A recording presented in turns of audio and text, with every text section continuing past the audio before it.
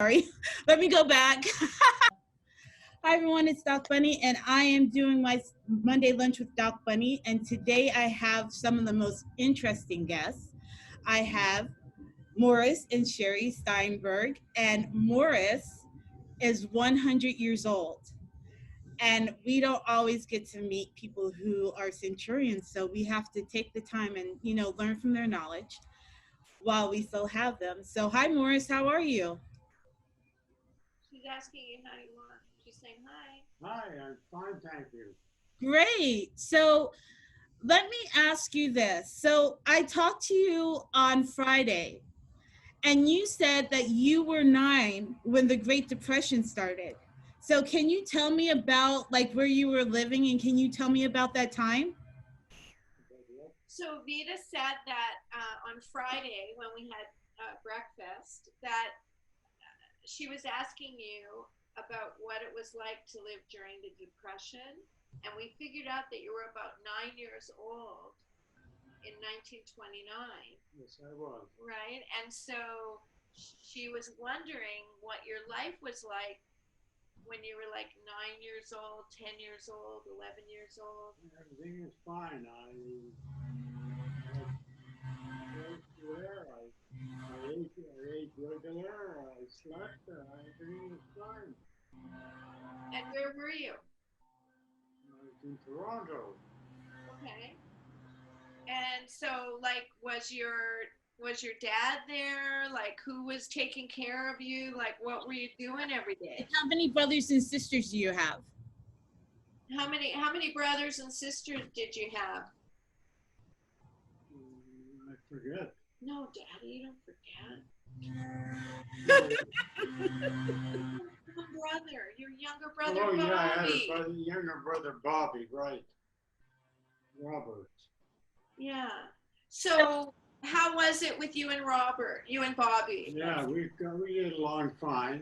He did his thing, I did my thing, and everything was okay. Did you get in trouble? Yeah. Did you get into trouble? Not any more than usual troubles that the kids get into. But you had to take care of him. He was 2 years younger than you. And Yeah, my grandfather, your dad, he wasn't there. no, he was out on the road trying to earn a living. Wow. Um. So in 19, did you notice you were in Canada when you were 9? Yes, he was in Canada when you were 9 years old. Yes, So, like, what kind of student were you when you were in 4th grade? Were you a good student? just average, just average. Just average. Okay.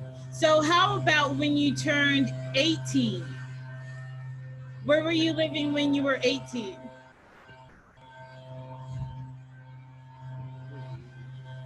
Ah, Were you getting out of high school then when you were like Yeah, 18 I or was, I was, I was working, I think, when I was 18.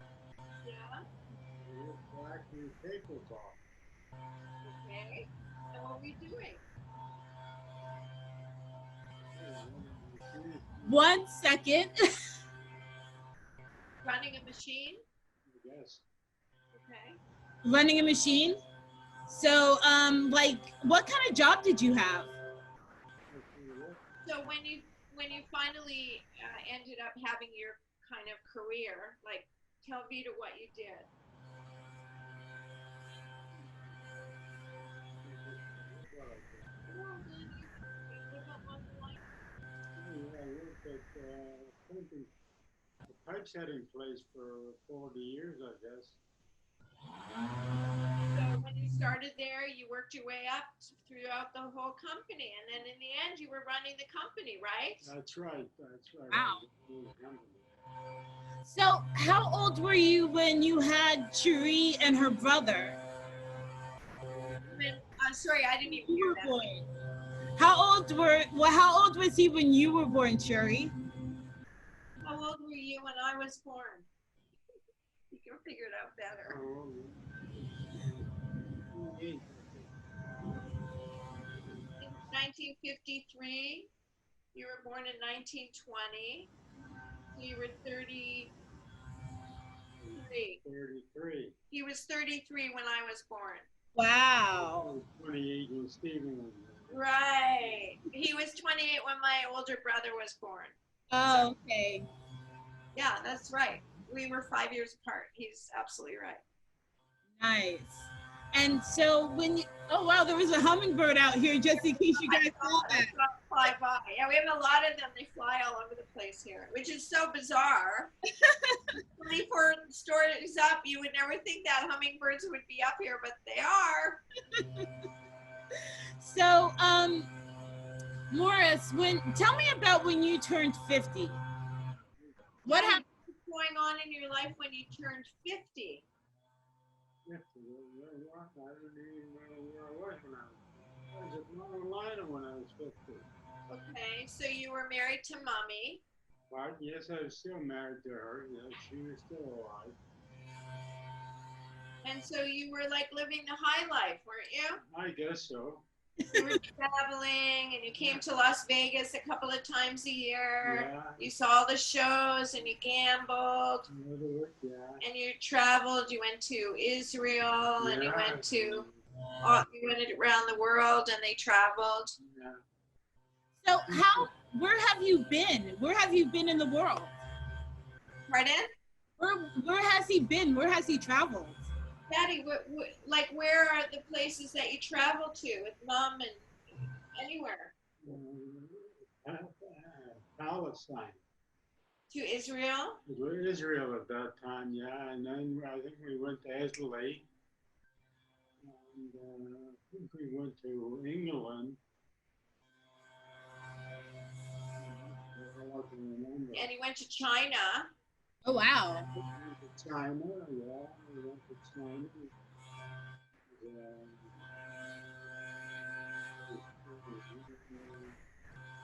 The accommodations in China were just terrible. I hear they're still terrible. Anyway, yeah. The food, was the food bad in China? Was the food good or bad in China? I don't remember. Oh, you don't? Okay. All right. We must have ate because we managed to survive. Oh wow. How was Israel when you went to Israel, Dad? How was Israel? I don't remember too much of it. It was pretty good, pretty good. Okay. An incident where we were sitting across the road from, across the street from, across the aisle from a guy who was eating. He was eating corned beef, and he was cutting the fat away. And when the waiter came to pay him, he didn't want to pay because all he ate was a little bit of food. The rest of it was all fat. Oh, I thought you were going to tell me that you got the fat and you ate it. No. So, Morris, tell me about the best birthday party you've ever had. Daddy, did you ever have a birthday party? Just don't remember. Oh no! Well, we gave you a birthday party for your 100th birthday. Oh, yeah, I had a birthday. About that, I want to know. Nobody really gets to throw a 100th birthday party, so tell me about. Yeah, you know what? It was sort of like my dad used to get like a birthday cake and all that kind of stuff, but I don't remember my mom ever making him like a 50th birthday or like anything like that. I don't really remember that. Well, you know, sometimes it goes like that. It just goes like that sometimes. So, tell me about when you retired from your job and you were done working and you wanted to like relax and, you know, retire. Tell me about that. Now, do you remember when you retired? When you retired from your work and all that? Like, how did that feel? Were you happy? The day I retired, that's the day Mama Lano quit, went bankrupt. Are you kidding? On that day, they went bankrupt on that day. The day that I retired. Wow, that's amazing. Wow. That's incredible, Dad. I didn't know that. Wow. Well, okay. Well, So you you know, were retired, I remember. What? I remember you when you retired. You still wanted to work. You didn't want to retire. Yeah, I did. I went to work for somebody, I forget who, for a little while, and then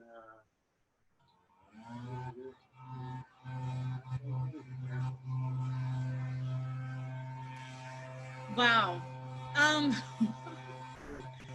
um, Yeah. so what do you want your daughter, what would surprise Cherie about you? What's something that she does not know about you? So Vita is asking a very interesting question. like what? Like, what is there something about you that I don't know about you? Something about me that you don't know about.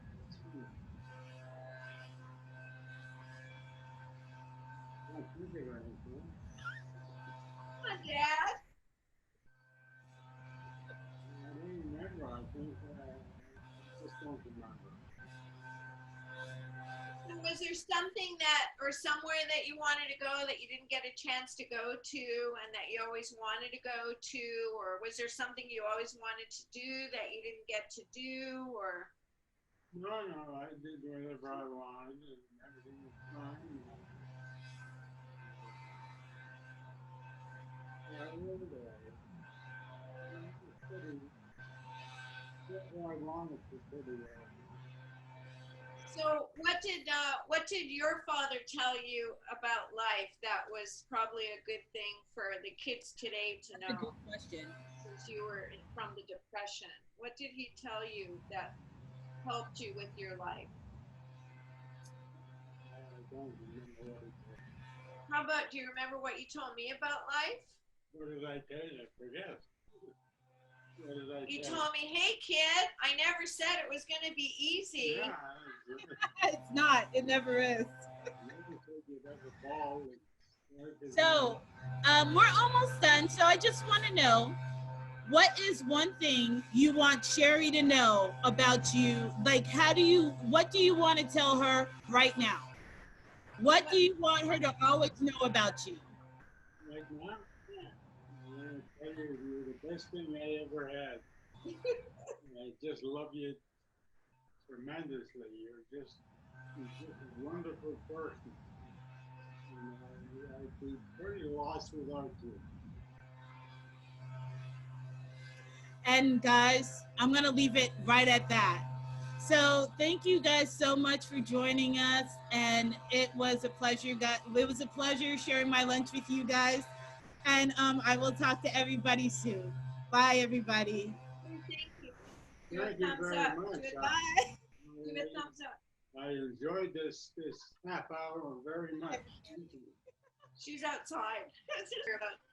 about you when you were little and when you were on the boat. Okay, so just go ahead and keep talking about what you were talking about. Oh, okay.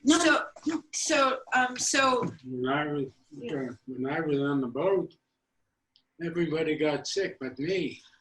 I was the gopher. I would go here, go there, get things, help people. I was only 4, and I didn't get sick, but everybody else got sick on the boat. But you remember being on the boat? A little bit, yeah, vaguely. And So I remember being in a second-story apartment, and I would look out. I'd open the curtain, look out, and I see the Cossacks riding by with looking to kill some more Jews. Oh, wow. So Dad, that was kind of your first memory of life. Yeah. He was in a room with his mother, I think, and father. Yeah, I guess. And it was in a dark room, right?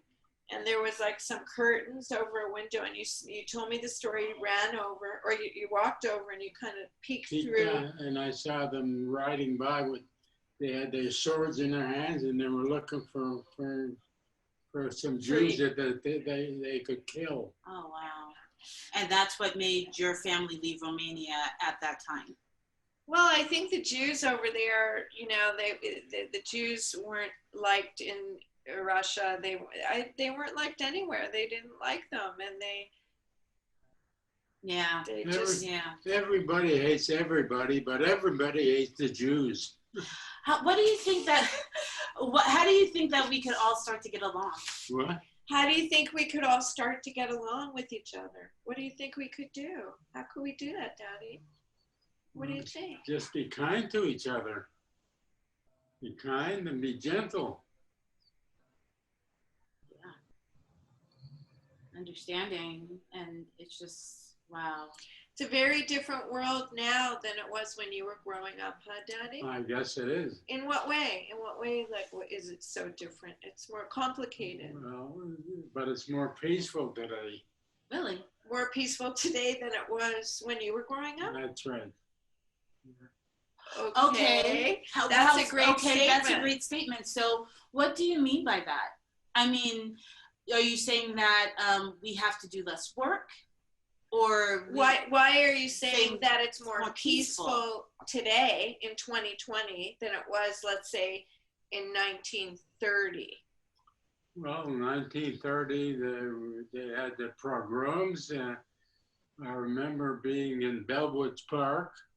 Yeah, I know Bellwoods Park. And I remember the police were on horses, and they were hitting people, and it was just terrible. Why? Why were they doing that? I don't know. In Toronto, in Bellwood Park on Queen Street? That's right. That's right. Oh, wow. Yeah. But you don't remember why they were doing that? No, I don't. Probably unrest, civil unrest or something. That's wow. I never even heard that. Wow. But also, Dad, if you think about it, maybe too, like, you know, like, and then everybody went through World War I, which was, you know, something so horrific. But World War II is something that you did get to see. So, like, even if you're my father did not serve because of medical issues. Right. But I'm sure you saw your friends go, and your friends went. So you had friends from Canada that went to World War II. Yeah, and some of them never came back. Right. Yeah. Wow. But I think Canada was pretty insulated. I was thinking,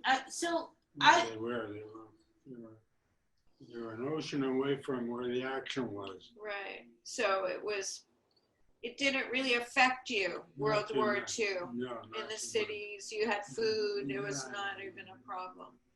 Wow. Because in America, it wasn't like that at all. In America, there were shortages, and there was some... Were there shortages in Canada? Like you couldn't get butter or sugar or coffee or... I don't remember. Okay. Yeah, but I really just, you know, the only impact I think growing up in Canada was, you know, when you would meet the Jewish people that had been in the concentration camps. Okay. And in the Jewish community, that was, you were always dealing with somebody who had somebody at the... Yeah, like my family came in the 20s on both sides. So my dad came in like 1924, let's say, to Toronto or Canada.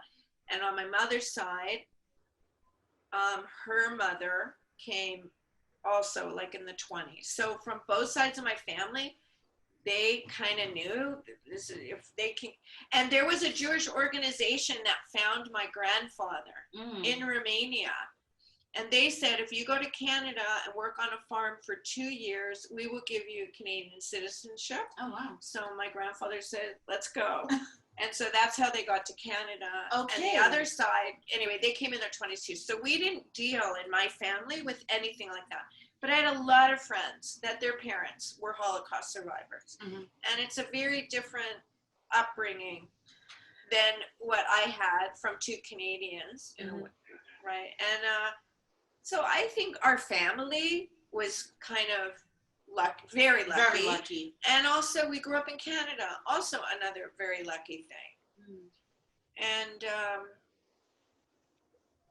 yeah, and so a lot of this, and a lot of the strife, you know, we're a country of 39 million people, and not the history of America. Yes. You know, some of it's similar, but some of it's very different. Very different. Yes. And so, you know, and they kind of kept out of everybody's business in a way. Yeah. Not totally, but mostly. So we were very neutral country. Yeah, neutrality is very hard to find these days. Right. You can't be. Yeah. And so because we were so neutral, I think we have in a way, like a great sense of humor, because we can kind of laugh at everything. I think that's the greatest thing about Canadians. Everybody seems to like us. Mm-hmm. I've traveled all over the world. I like Canadians. I had a little Canadian flag, and people, a lot of people, when you travel, they have a relative that went to Canada and did well and loved Canada. So therefore, they love all Canadians. Oh, well, see, everybody. I love Canadians. You guys are very cool. just very laid back. I think so. Yeah. I have a question for you. What is it that you want your dad to know? What do you want him to know? Just straight up. Okay. So Vita asked me what I want you to know about you. What I think, what I want you to know, right? Yes, what you have, like, how he has affected your life. How you've affected my life. No, but that's from you. That's your right. Question. How you have affected my life. Yes. Right. And you get to tell how you affected my life. How does that affect you? Yeah, it was really traumatic. No, you know what, Dad? You were the best father a girl could have ever had. You were only saying that because I used to give you a chocolate bar every day. Every day he would come home and he had a 10-cent chocolate bar in his coat pocket. We lived in Canada, so it was cold. He would take his coat off and put it in the closet. When you walk in the door, there's always a coat closet. And then he would look at me and he'd go, I have something for you. And I'd be like, and then I would run to the closet and I would get my chocolate bar. And at the age of 67, I still have a sugar addiction from that chocolate bar. Oh my God, I have to leave it here because that was the best answer. So yeah, I'm gonna go on. Yeah, that was the best answer. That was good. Yeah, Thank you, Vita. Thank you for the day. It was really awesome. Thank you very much. You were wonderful. You were great. Thank you. Thanks so much. You guys are awesome. Okay, guys, take care. I'm gonna run out there. Bye. Okay. Okay, that's okay. You're off the hook, Dad. I'm off the hook. You're off the hook.